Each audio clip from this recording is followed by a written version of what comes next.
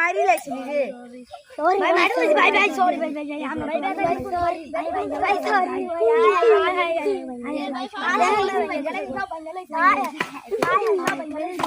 জরিমানা তো দিতেইব। হ্যাঁ ভাই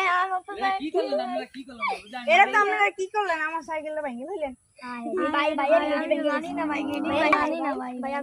ভাই আমি আমার এই ধাক্কা মারছে ভাই এই আর উপর সব দোষ ভাই আর উপর দোষ ভাই আমি কোনো কিছু কই না ভাই ভাই আমার ধাক্কা মারছে